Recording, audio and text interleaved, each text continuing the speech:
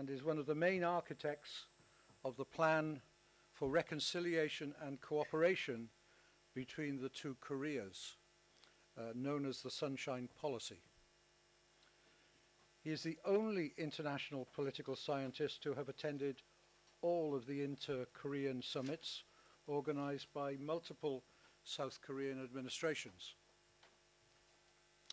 He was also Special Advisor on National Security and Foreign Affairs for the incumbent Moon Jae-in administration for the settlement of permanent peace on the peninsula. I only just found out a moment ago he is also the founder and editor of Global Asia. So a second special welcome to a fellow journalist. Mr. Moon is going to hopefully provide us with some clear answers to questions surrounding the Korean Peninsula, including the roles of the United States and China in East Asia. I'm going to invite Mr. Moon to come and speak to you now, and time permitting afterwards we'll hold a question and answer session, but I do understand that Mr. Moon has a further appointment, a diplomatic meeting, so without further ado, please, Mr. Moon, please come and take a seat in comfort. Speak to us.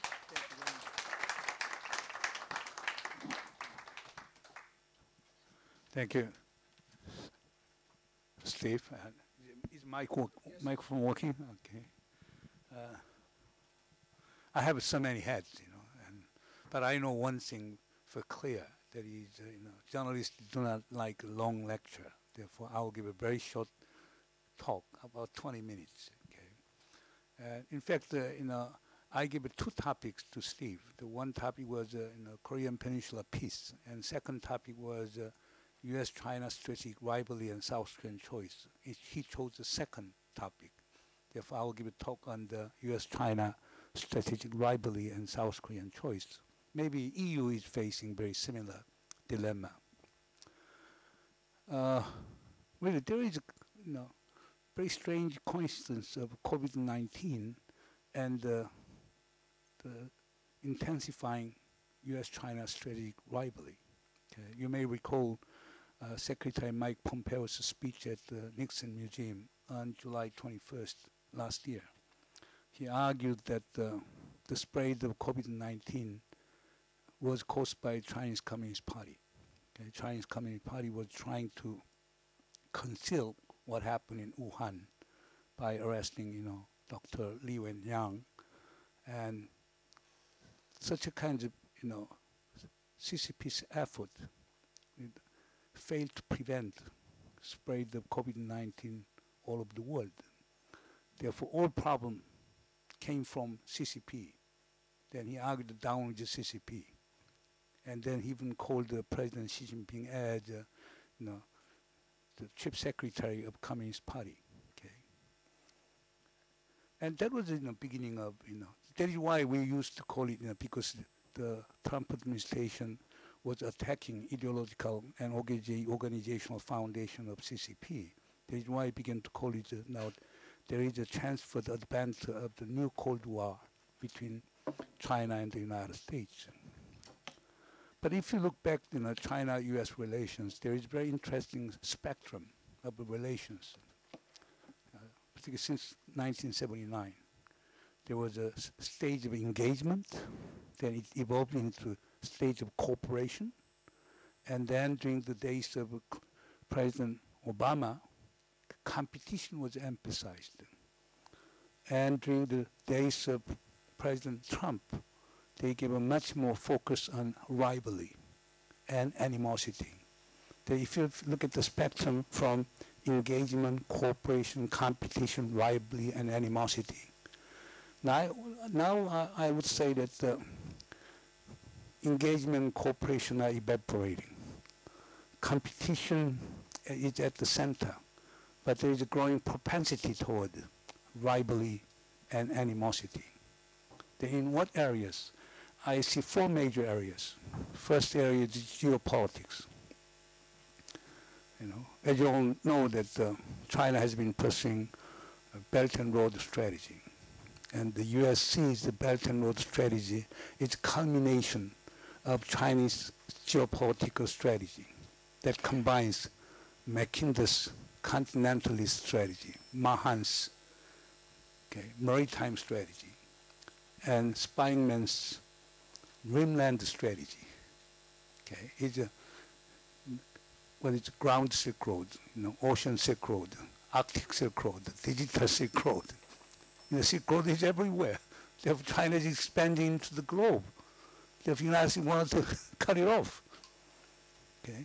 Within that kind of equation, the American response to China's move has been intensified. And it is particularly so because, as you all know, China used to pursue so-called peaceful development strategy, by focusing on domestic issues such as sustainable development, reducing structural inequality in China, eradicating corruption, preserving environmental integrity, and resolving consumption and resources issues, and etc. In order to achieve this internal objective, China should maintain peace with outside countries, at the same time pursuing social harmony at home. That is the essence of peaceful development. But nowadays you can clearly see the transition into not only peaceful rise, but big power rise. And United States see in this way. An American interpretation is very interesting. President Xi Jinping says that we wanted to achieve the dream of strong army by year 2035, and China dream, Jong by 2049, the second centennial. The first centennial is this year. That is the 100th year of founding of Chinese Communist Party. And President Xi Jinping declared Hui, the comfortable society is achieved. Second centennial is 2049. That's the 100th anniversary of founding of People's Chinese Republic, People's Republic of China. And then the period that China wanted to achieve, China dream. But American interpretation is very interesting. By 2035, China wanted to have a regional hegemony in Asia Pacific. By 2049, China wanted to have a global hegemony. Therefore, United States should prevent China from rising as a regional hegemon and global hegemon. But in that process, you can see several fresh points. Taiwan Strait, South China Sea, East China Sea, and the Korean Peninsula. And we are very much concerned, and as you all can see, during the days of Obama administration, the United States pursued so-called Asia rebalancing, or people to Asia strategy. That was succeeded by President Trump's Indo-Pacific strategy and Quad. And most recently, President Biden initiated AUKUS. And there is the strategy clearly aims at encircling and containing China. Those are the major issue areas. And second area is the geoeconomy. Geoeconomy has three major issue areas. One is trade, unfair trade practiced by China. Stealing of American intellectual property rights, forced transfer of technology, by the of American investors in China or foreign investors in China by the Chinese government. Those are trade issues. Another issue is currency. The United States is very much concerned about Chinese efforts to challenge American currency hegemony. Of course, China tried internationalization of Chinese yuan, but that failed. But China is moving into the direction of digital currency, which U.S. cannot control. If China is not using SWIFT code, how can the United States use all kinds of sanction measures? Secondary boycott based on financial instruments was the most important tool of American foreign policy. obviously China wanted to move away from that kind of American currency hegemony, and that is why the People's Bank is pushing for the digital currency. Third is a Belt and Road strategy. Third major areas is, I would say, is crash of techno-nationalism. Techno-nationalism means what? The state organization and subsidization of technology development. Okay, a state-led, enhancement of technological competitiveness. But again, there are, I think, the four contentious areas. First area is technology and competitiveness. President Biden has been putting a lot of emphasis on that dimension. Second area is national security implication of technology.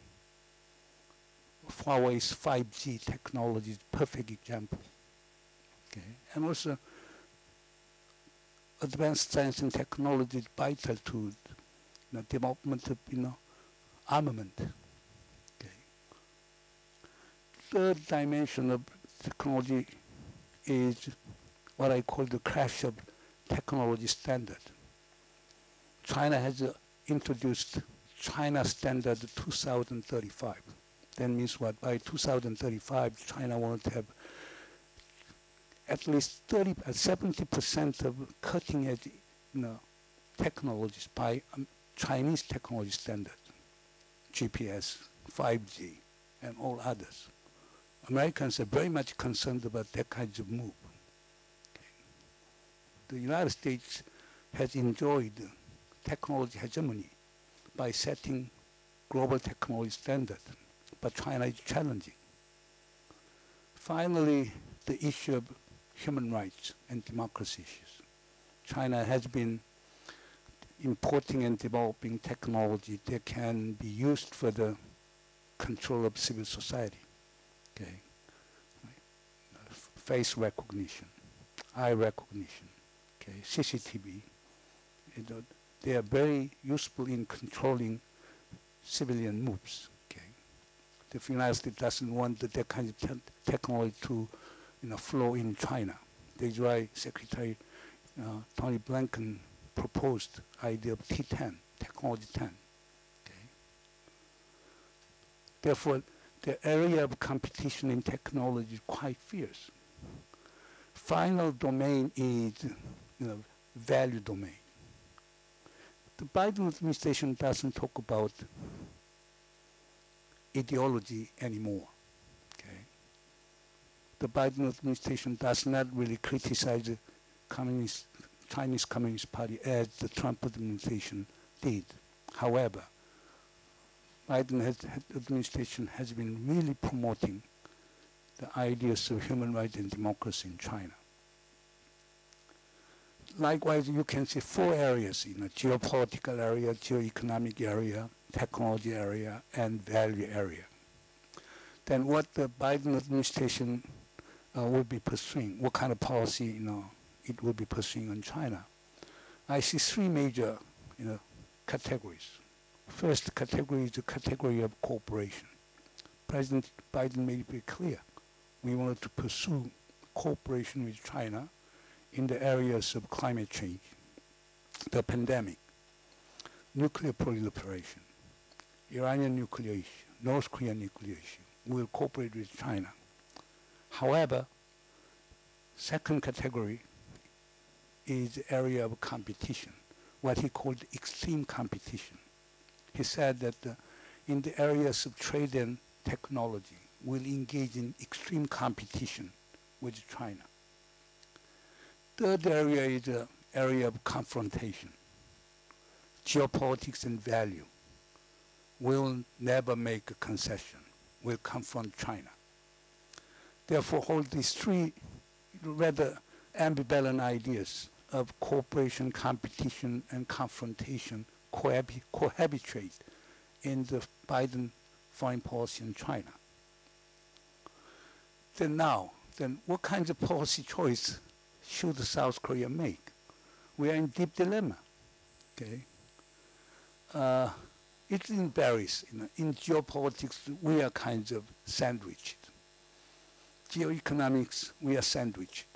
Technology, we are sandwiched. And value issue, we are sandwiched. But within South Korea, there are ongoing domestic debates on what kinds of strategies we should pursue. Conservatives in South Korea, and particularly in older generation, argue that we should pursue pro-American balancing strategy. Okay, the U.S. is a hegemon, China is a challenger. It is always safe for countries like South Korea to bet on the hegemon, existing hegemon, so that we can balance or deter Chinese rise. Therefore, there is one school of thought. Another school of thought is bandwagoning school. And a lot of historians argue that, no, that perspective. If you look at the Korean history, we have a bitter past experience in 17th centuries. At a time, Qing dynasty was rising, Ming dynasty was declining, but the Joseon dynasty betted on the declining Ming dynasty. We were invaded by the Qing dynasty, and our king had a really insulting, humiliation, okay, by the invading Qing dynasty. Therefore, those historians argued that learn from the past. Okay, now Chinese rise is real. China is a big country, very near to the Korean Peninsula. American power is declining and far away from the Korean Peninsula. Then there's every reason for us to be close and friendly with China. Therefore, it is better to bandwagon China rather than balancing against China with the United States. That is the second school of thought. Third school of thought is the standing alone perspective. We suffered enough for the past 2,000 years by big powers. Okay, we should stand alone. Then again, two variants in this standing alone school. One school is this: we should have nuclear weapons, and the middle power is nuclear weapons. There were even big powers like China, the U.S., Japan cannot, tremble, that kind of Korea. Okay? Particularly if Korea is unified, and therefore very hardline position, very nationalist position. But some progressive argue that perhaps the only solution we can get away from the dilemma of choice between China and the United States is to declare permanent neutrality, okay, so that we can transcend or get away from the bloc diplomacy. But this standalone approach is very minority view. Fourth school of thought is what I call the Status Quo School. I would say majority of South Koreans support the Status Quo School. The school is very simple. We continue to maintain alliance with the United States while maintaining strategic cooperative partnership with China. Okay? And they argue that why should there be choice between the two? Okay? Therefore, we should push to the last point until China and the United States really literally engage in overt confrontation. But in this status quo strategy, there is some kind of very sure strategy calculus. The calculus is this, but the whole point is that if South Korea joined the United States for Indo-Pacific strategy, Quad, AUKUS, and whatever, then China will treat South Korea as an enemy. If that happens, then China will be supporting North Korea. China withdrew from North Korea in 1957. To my understanding, China has never provided North Korea with military weapons, no logistic support. But if China began to resume supply of weapons and logistic support to North Korea, then we'll be facing dual challenges from North Korea. Okay, not only just asymmetric threats such as nuclear weapons, but also conventional threat. Therefore, that poses a really existential threat to us. That is why our government has been very, very cautious in taking side. Okay. But still, as I pointed out, at one point we will be forced to take choice. Once we make choice, then either one of them, either China or the United States, will be treating us as an enemy. Then that will create major security dilemma for us. That is why I personally have been proposing the idea of transcending diplomacy. Transcending diplomacy is what? We should get away from this trapping structure imposed by the big power rivalry between China and the United States. How can we do that? We should approach other middle powers who faces very similar situation like us.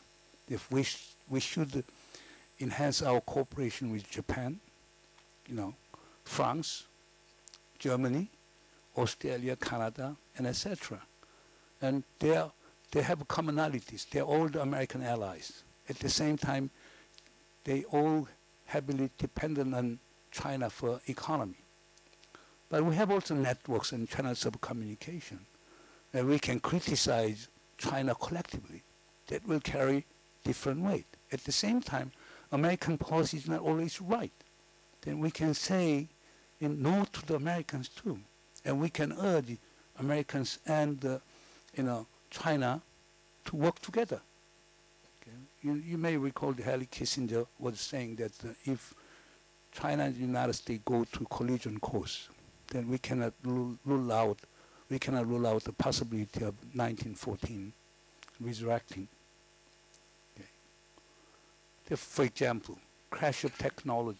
Why middle powers propose a technology round? We can create a set of norms, principles, rules, and procedures to regulate the negative outcomes of techno-nationalism.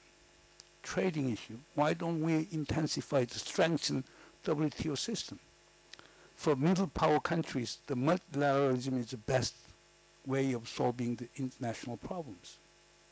But that has been my suggestion. But my suggestion has not been very popular because they criticize me that does South Korea has that kind of imagination and capability? Does South Korea have that kind of diplomatic skills? My answer is very simple. Why not? If we encourage our foreign minister guys to come up with wild imagination, if we lend the political support in our foreign service officers, to engage in that kind of, diplomatic entrepreneurship, I think it's more than possible. But I gave a talks at Free University of Berlin and Stiftung, Wissenschaft politician in Berlin on Monday. I realized there's quite a sympathy, even empathy with my idea. Apparently, Germans are somewhat, getting sick and tired of all this sandwich between the U.S. and China. And I will continue to, the raising voice in that direction. But anyhow, it's a very difficult situation. But one thing is very clear. We should prevent China and the United States from getting into collision course. That is a matter of global existential, that is a matter of global, it's a global catastrophe, And also, if war takes place between China and the United States, the war will take place around in our part of the world, Northeast Asia, Korean Peninsula, South China Sea, Taiwan Strait, even Japanese islands. We wanted to avoid that kind of things. But now, we don't have that kinds of voices coming out. The only exception is Kevin Rudd of Australia. Kevin Rudd has been writing and giving speeches saying that we should form M7, multilateral middle power 7, or M11. Okay, and I think that his proposal makes a whole lot of sense. Okay, and I hope that you can share with, not mine, but with Kevin Rudd's idea of M7 or M11. I will stop here. Okay. Thank you very much. Well, certainly a lot of food for thought there. Transcending diplomacy. I shall remember that one.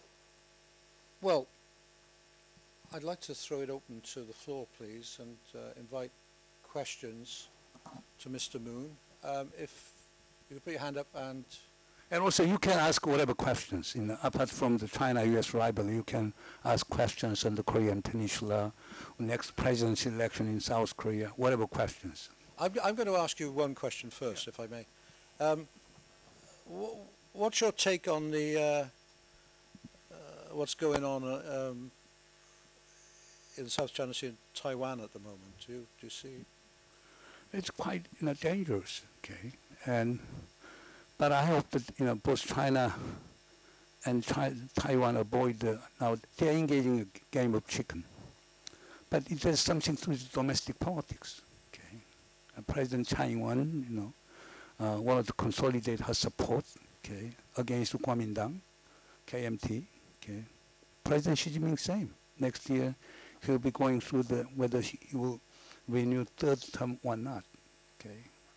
Therefore, I think it's not simply the American political, the strategic equation. It's, I personally believe it's domestic politics that are really driving both Taiwan and China to the confronted position. But in the past, during the days of Obama administration, the United States played a very important mediating role by pursuing the policy of strategic ambiguity. Okay, but I'm very worrisome. But again, the Biden administration has shown the very policy of restraint. Okay, and the Washington made it clear that we'll go for we still honor one China policy. Okay, we resort to the strategic ambiguity. But hardliners in Washington are pushing for the strategic clarity that will defend Taiwan, even at the expense of a major military conflict. Okay. And one follow-up question, if I may, before I throw it open. In everything you've said, what's the message? What to the EU? What can the EU learn from what you're saying?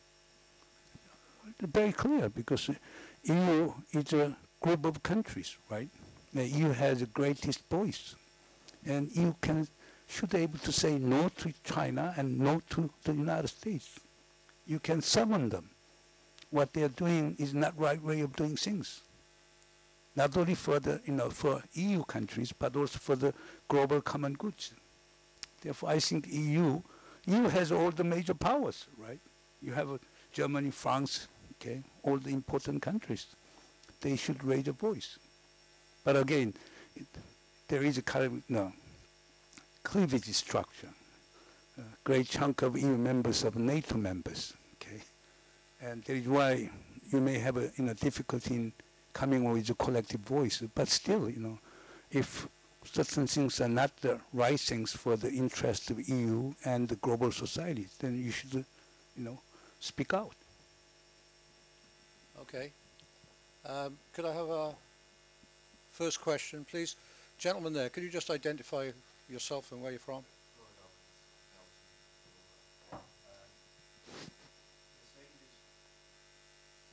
You're saying this should be a kind of a middle ground, but you're also saying that a lot of this posturing by China and by the US or by any of the opponents in the confrontation is based on domestic politics. Don't you end up in a situation where the approach of any of the two opponents will be, if you're not with us, you're against us? Yeah, they have been pushing us. Okay, for example, we have been getting a lot of pressure from the United States, and also we have been getting a lot of pressure from China But our government so far has been saying that, you know, for example, Indo-Pacific strategy, okay? The United States want us to join it so that we can send our troops to the military exercise in South China Sea, if not the Taiwan Strait.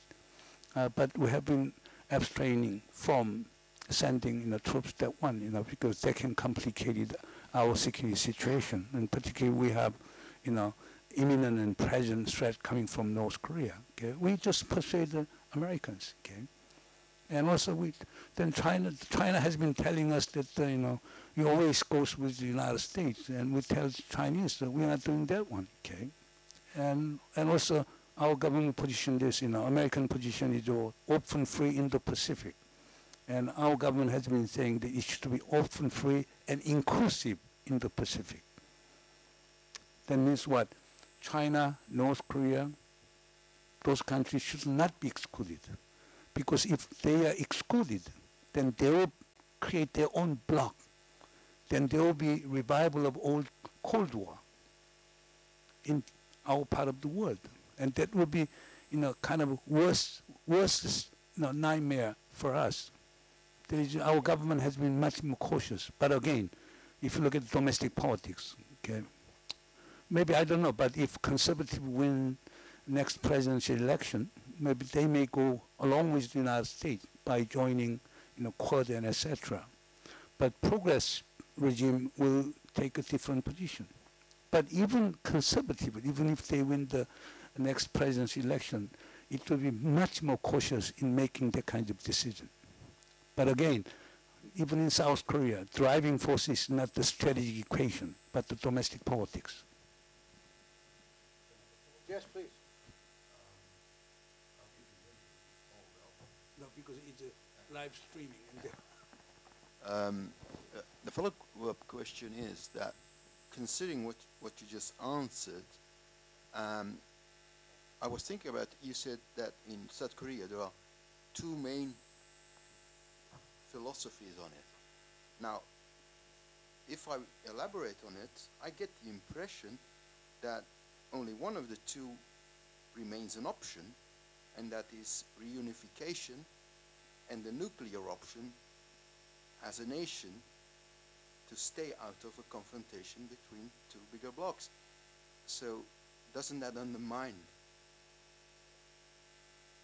other options for South Korea for not choosing sides and, for instance, not entering in the Pacific Free Trade Organization or not recognizing Taiwan and so on?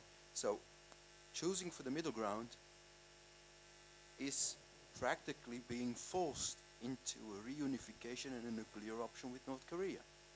We are hoping that North Korea understands that logic, but North Korea is not responding to that logic. You're absolutely right.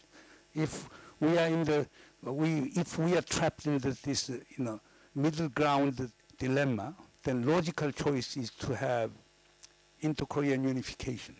Okay, then we don't have to rely on alliance, right? Then we don't have to worry about China either. But again, then the leaders of North and South Korea should have a common understanding, but that is not. Because North Korean leadership always thinks that South Korea will never give up alliance with the United States. That mistrust and distrust have become the major force behind that logic. You know. Yes, gentlemen.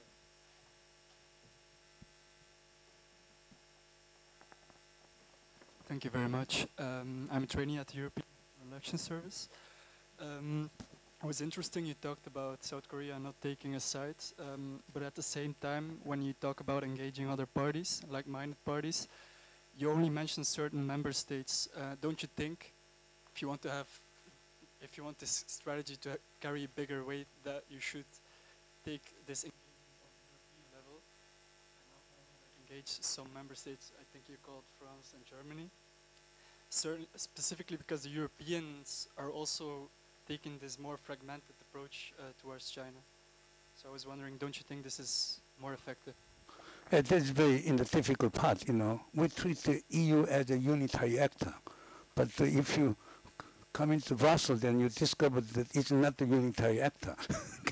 in the very fragile compromise among the competing actors in Europe, But still, I would suggest our government to have a more deeper, talks with the EU as a whole, okay? And particularly, EU ambassador in Seoul, the Maria, she's very, very active. In fact, my institute will be initiating a joint project with the EU on the future of allocate EU cooperation in Indo-Pacific strategy. Therefore, I think in fact, tomorrow I will be having roundtable talk with Madame Mogherini, and we'll be pushing for that idea. Therefore, instead of you're absolutely right. Okay, our government can have a bilateral talks with Paris and Berlin and etc. But the most important thing is the EU as a whole. Okay, and the collective voice coming from EU will carry more weight than individual voice of Berlin or Paris. Okay, therefore, in this sense, I agree with you. Therefore, South Korea and EU should engage in much deeper and practical discussions on the future of U.S.-China strategic liability and how they should come up with, joint stance on that issue. The one phrase I haven't heard at all yet is the United Nations. Is there no longer a role for the UN in any of this? That's a good question. I personally believe in the Pax Universalitatis. You may recall that, United States won the first Gulf War, and I remember that was September 25th, 1991. President Bush, 41, went to United Nations. He gave a very moving speech, and he declared the age of Pax Americana is over. Now we should start the new age of Pax Universalitatis, new world order based on the United Nations. I personally wanted that kind of multilateral approach, but again, given the current status of the United Nations, I don't know to what extent the United States can take leadership or not. But therefore, ideally speaking, I personally support the United Nations-based international order, a more active role by United Nations. If that is not possible, then those middle powers or EU and those countries can cooperate together. But again, for Korea is a relatively small country, okay, and for small and middle-sized countries, multilateralism is best way. Okay, for the strong, unilateralism or bilateralism would work, but for relatively small, multilateralism is the best way of promoting their interest and global interest. Next question, please.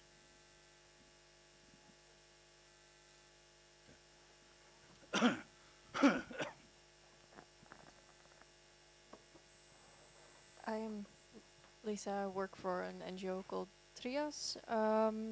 Anyway, I've been wondering, because the United States has shown its presence in, for instance, the South China Sea, but also the UK has also sent guardianship there, friends, and as well Germany has shown to be in favor of that stance at least.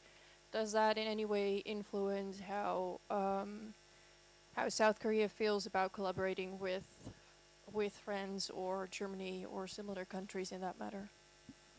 That's a very good question too, because opinion in South Korea is divided. For conservatives, that's a welcome addition, the extension of NATO. Okay, American alliance will be strengthened. That will be good for the Korean security. But for progressives, that's a bad omen. That reminds us of 19th century gunboat diplomacy. Korea opened its port after American ship, French ship, the British ship came to the Korean Peninsula and engaged in gunboat diplomacy. Therefore, the progressive, resurrect all the memories of European gunboat and American gunboat diplomacy. Therefore, but in case of China, they will have a more bitter memory of Opium War. Two British, naval vessels destroying almost 28, Qing Dynasty, old, vessels. Therefore, but that kinds of demonstration of European power in our part of the world is not necessarily good. That would really aggravate, deteriorate the overall strategic situation in our part of the world. Okay, and therefore a lot of people argue that the European power stay in Europe. Why the hell come all the way to East Asia? Great Britain has a reason, because South Korea is trying to develop the light aircraft carrier, and Great Britain has a wonderful light aircraft carrier. They want to show it to us.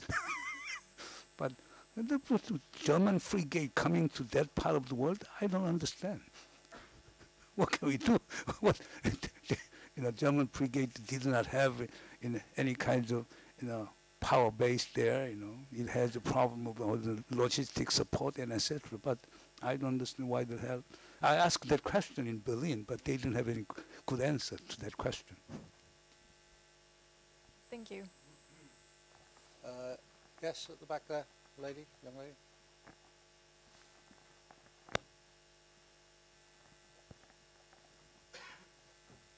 Yes. Thank you for. Hello, can you hear me? Yes. Yes. Okay. So thank you for a very excellent presentation, and you gave a very clear picture about the U.S.-China rivalry. My name is Jin Juta. I'm from the Thai Embassy. I have two questions. So the first question is about MICTA. So I have heard about this grouping between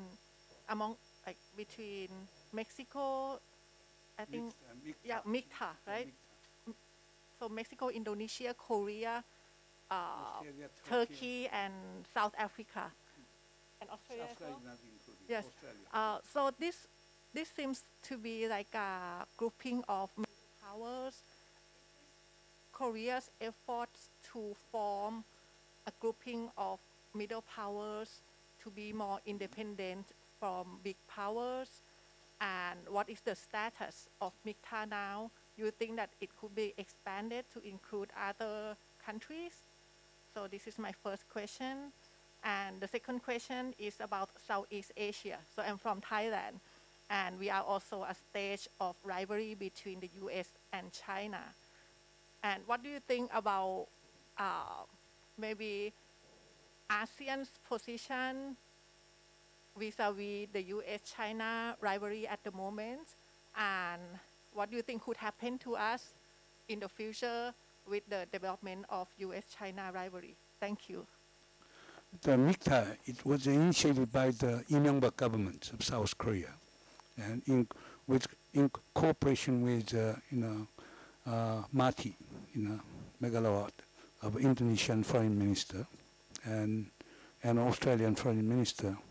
But that has not been working very well, okay? And because they are supposed to raise middle power voices at the United Nations, primarily at the United Nations and G20 and whatever. Some members are not members of G20 too. Therefore, it didn't work it out very well. But again, there are middle powers, but they are all equal, but some middle power more equal than others.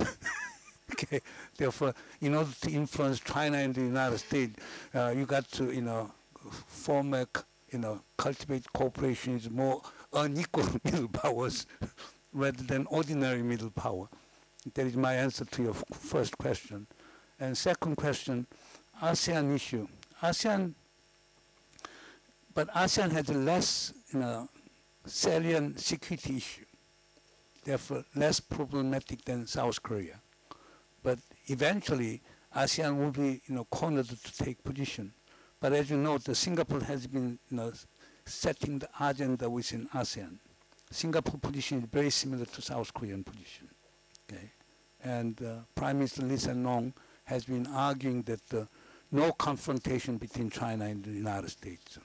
That will be the disaster for ASEAN countries in particular and Asia Pacific in general. And I agree with his observation. Therefore, South Korea, Japan, ASEAN countries should work together to prevent, the emergence of new bloc politics in the Asia Pacific or in East Asia. Thank you.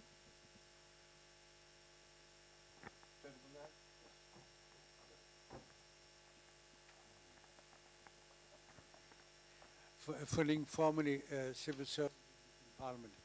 I have a question, maybe a bit provocative. Do you see a role for new powers in parentheses, like global Britain or global Australia? What do you mean by global Britain and global Australia? It's what they consider there could be. No, in fact, I wrote a column on the Four Shadows of AUKUS, and then in that column I argued that as a result of formation of AUKUS, okay, there is a new hierarchy within American alliance system. The members of AUKUS, U.S., Australia, and Great Britain, they are supreme class, okay, and members of Five Eyes, that include New Zealand and Canada, they are the first class members of American alliance. And then there are so-called ordinary class members of American alliance. That is all the rest of, the rest will belong to that category. Therefore, the creation of AUKUS has caused a very precarious sense of hierarchy in the American alliance system. Again, going back to 1942, when the Five Eyes was formed. There is an Anglo-Saxonian coalition, okay? And in fact, Japan and Germany really wanted, West Germany wanted to join Five Eyes, but they were rejected, okay? Therefore, but this time the creation of AUKUS has fostered that kind of perception among non-Anglo-Saxon members of American alliance system. I think the Biden administration should really heal that fractured pain on the part of so-called non-Anglo-Saxonian allies. May I just add another question? I just mentioned two countries who want to do something. But to attract in this field, not only America, China, but also others interested. For example, India is also heading for nuclear and global power.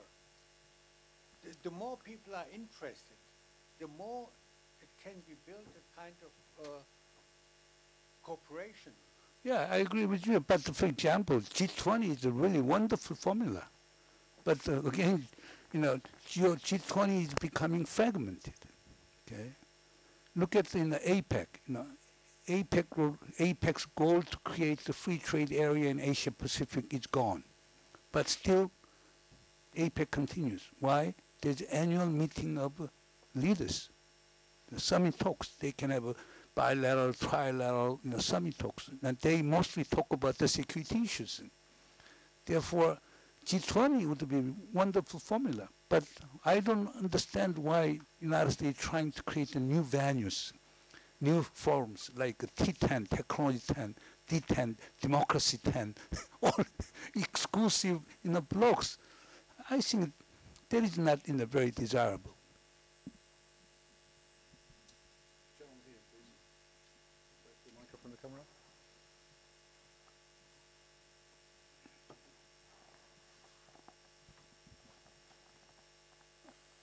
Hello, my name is Andy Vermoot. I'm from the International Alliance for the Defense of Rights and Freedoms. We are an organization consulted also by the United Nations.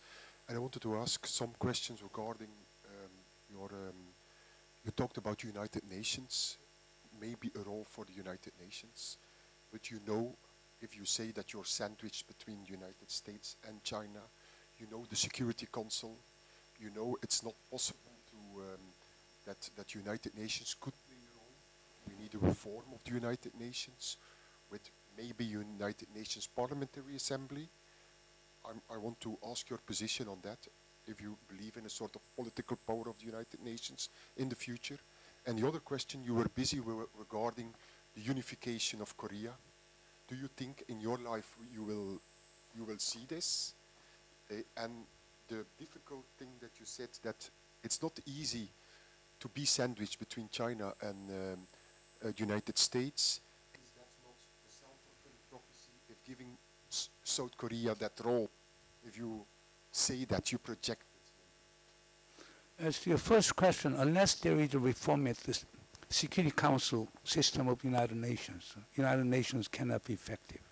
Okay? Either expand the membership of Security Council or get rid of Security Council, come up with a new formula. Otherwise, really, I don't see any hope coming out of the United Nations system. Therefore, the reform of UN system is essential to the preservation of global peace. Okay? United Nations as a whole has been, captive of the Security Council, which is extremely polarized. Okay? As to your second question, when you talk about Korean reunification, it's all dependent on how you define unification. Unification can be defined as one single unified nation state.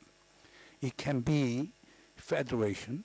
I mean, federation means what? One nation, one state, okay, and two systems and two local governments. Or it could be, confederation, like Switzerland and old Czechoslovakia, okay. Or it could be union of no South Korean state, like the European Union. South Korea wants union of no South Korean states. North Korea wants confederation. North Korea still wants one nation, one state. Okay? But South Korea believes that one state is totally impossible because no South Korean system is too heterogeneous. Therefore, let us learn from the European Union. Let us form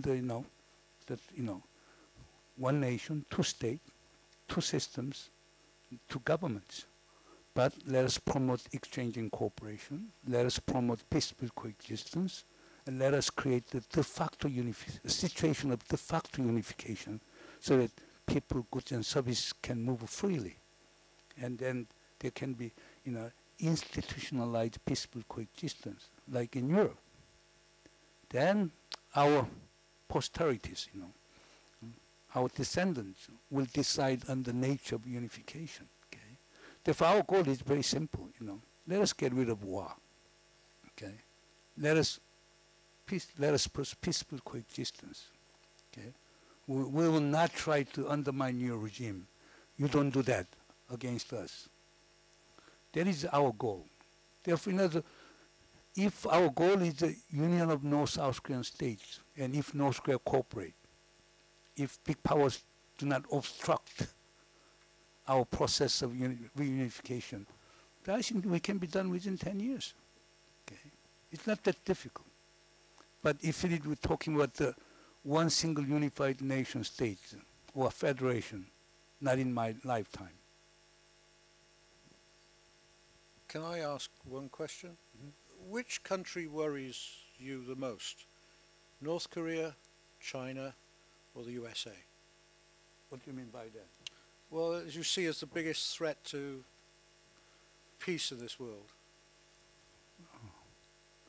Yesterday, North Korean leader Kim Jong-un made a very good statement.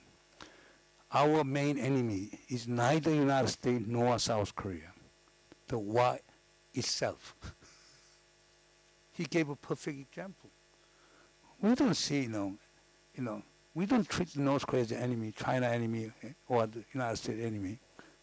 I think it's very, anachronistic way of doing the things. Therefore, we don't want war. In order to get rid of war, we are ready to cooperate. Anyhow, then I'm being too abstract, but to answer your question, America is our ally. China is our good friend. North Korea is our brethren.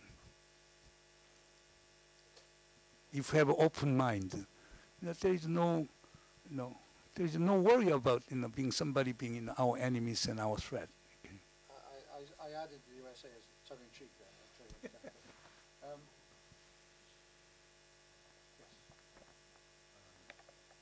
In your very clear explanation of what are the four biggest parts of the propensity of rivalry in the region, you mentioned tech-nationalism, and there is also a big economic part that's already being played by a number of states. We see chip shortages in the Taiwan Strait.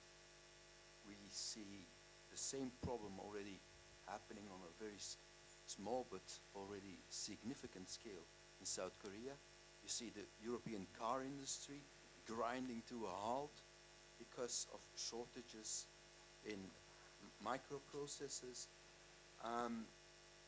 This tech-nationalism and this entire rivalry problem in the Taiwan Strait or in the South China Sea or in the region could be a noose around the neck of the South Korean economy, a noose around the neck of the Taiwan economy, a noose around the neck of the European and even the American economy.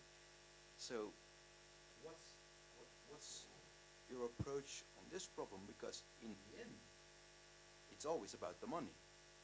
So if entire industries are being slaughtered because of a Chinese posturing and a propensity for rivalry, which we call then in this case, as you mentioned, tech nationalism, then we are already in trouble.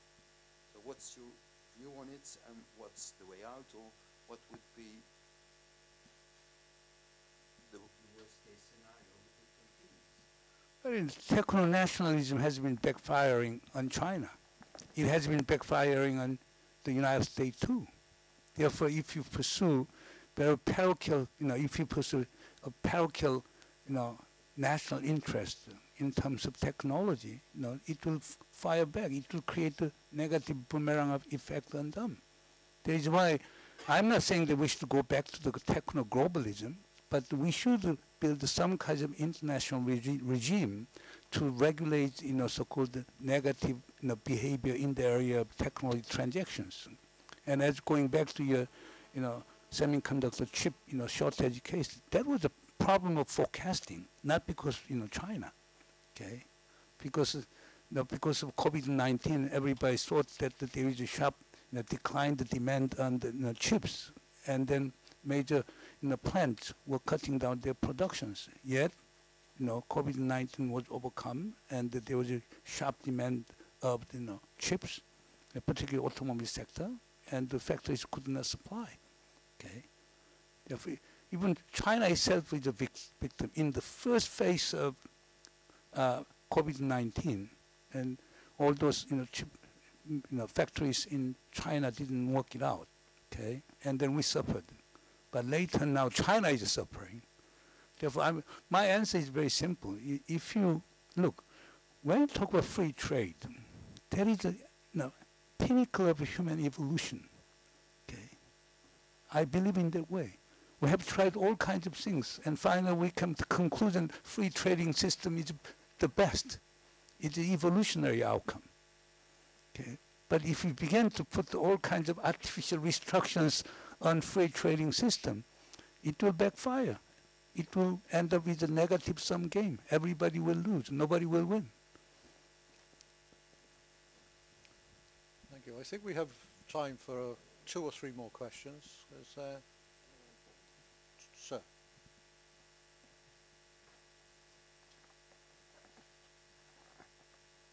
Hello.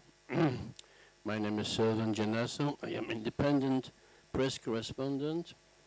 I have the Belgian nationality, and my father was fighting in your country in '53, if I remember.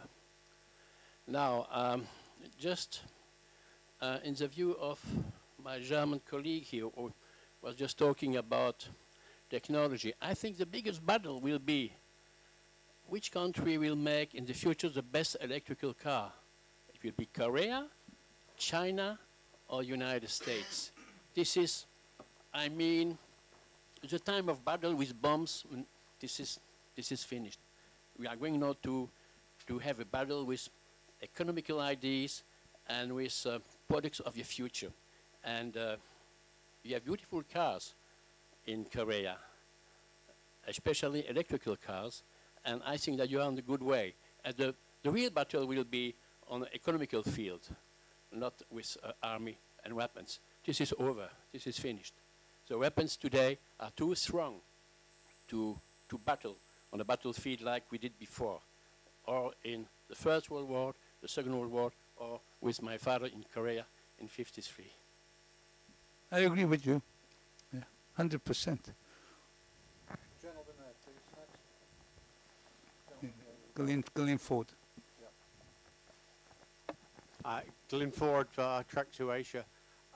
Will there be an end of war declaration before March the 9th? Pardon? Will there be an end of war declaration before March the 9th? It's very difficult to tell, but our government is working very hard.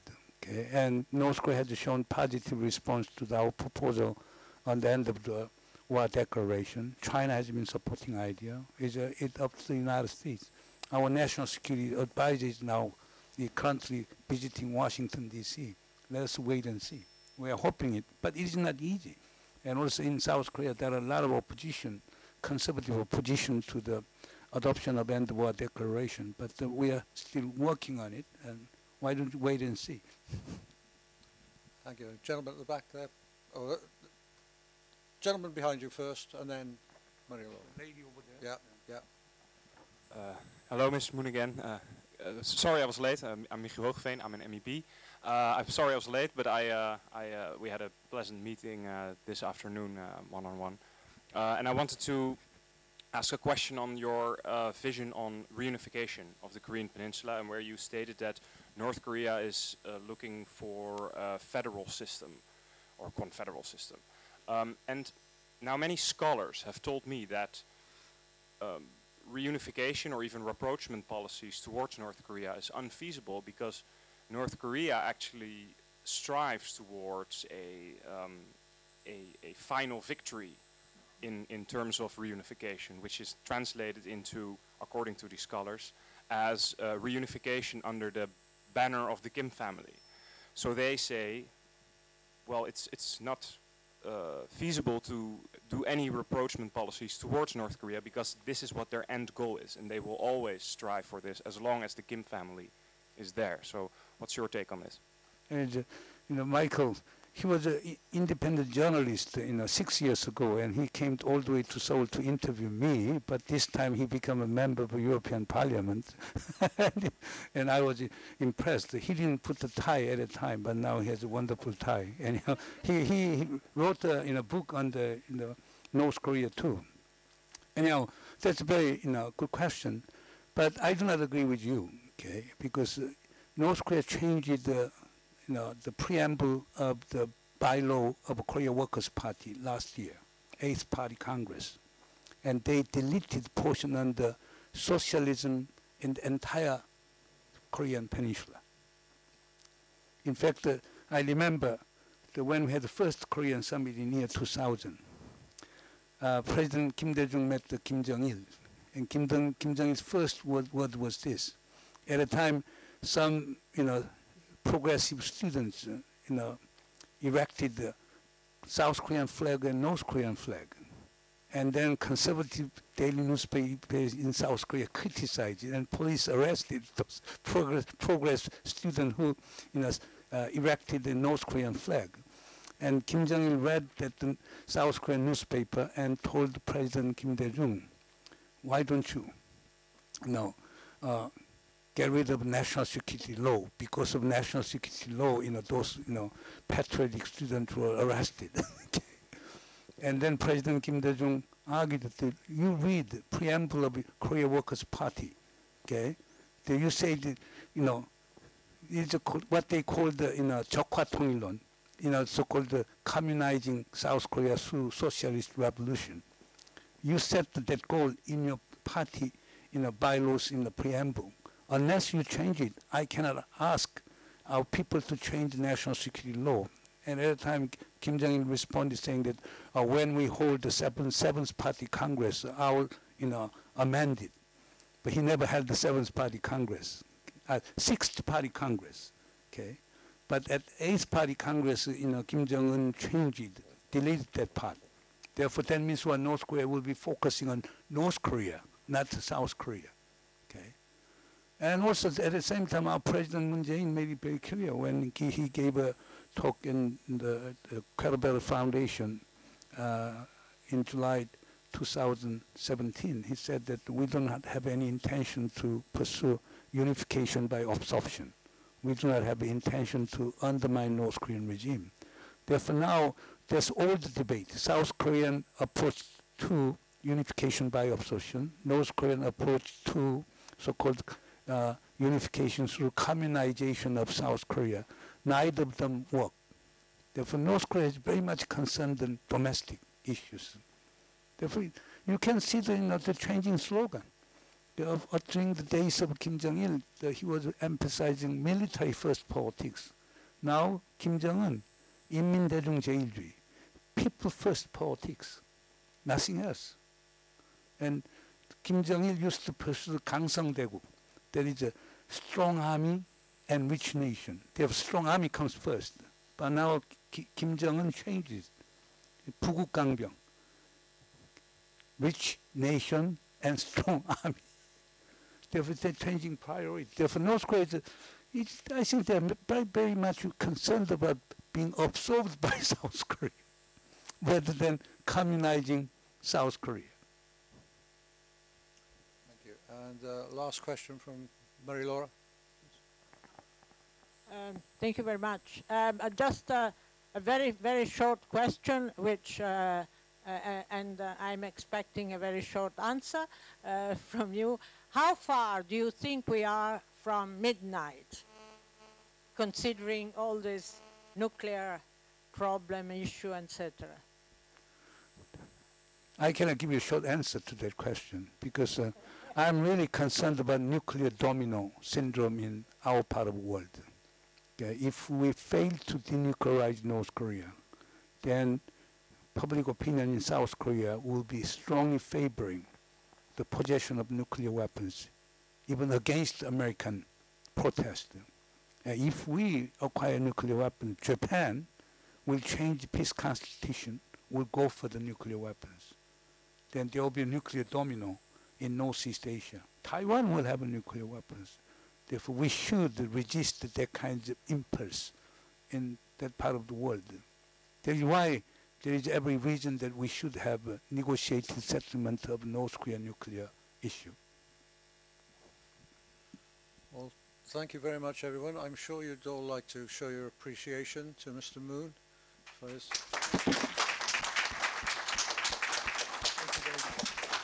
Thank you. Thank you very much. I believe there are some refreshments for us all now, courtesy of the Korean Cultural Center. Thank you very much. Thank you for attending. By the way, congratulations with Corona. Our government will be introducing with Corona in November.